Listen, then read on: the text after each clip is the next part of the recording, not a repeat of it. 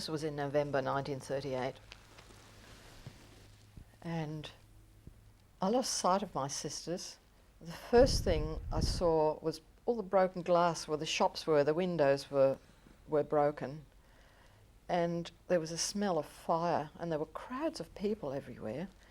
And I saw a taxi, a black taxi, with its wheels sticking up. It had been turned over, it was on its roof, and they were dragging an old man out of there. He was a little dumpy man with a black beard, and they were beating him. The Nazis never worked alone. There were always at least three, and they were beating him, and they dragged the driver out. After they turned the car upside down, they dragged out the German driver, and he was getting beaten too for driving a Jew. And we walked past, but he was being beaten very badly. And not far from there, we saw a large crowd of people, and as we got to the corner, we found the source of the fire, that the synagogue was on fire. This shook me very badly, and we had to keep walking. It seemed to be we seemed to be walking a long way, and there were people jeering and hitting us and throwing things. And there was a neighbour we had who had a lolly shop, and I used to go to her and buy acid drops. They were green, sort of shaved like a leaf, and I used to like them. And we were friends, I thought.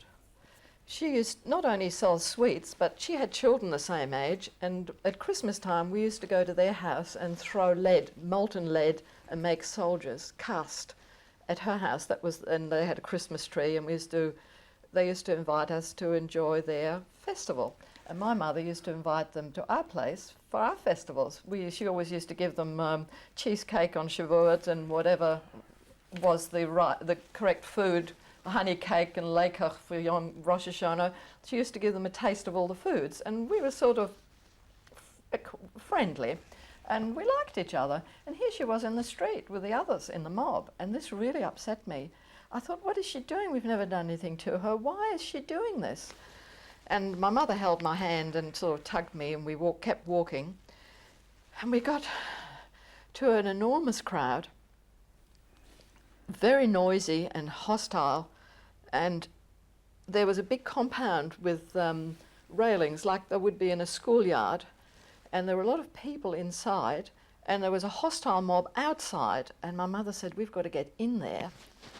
And she took me into the crowd, and she said, shout with them. And whatever they were shouting, Juden raus, and whatever nasty things they were shouting, we shouted it with them as if we were one of the Germans. And gradually we worked our way through the crowd to the fence where there was a gate.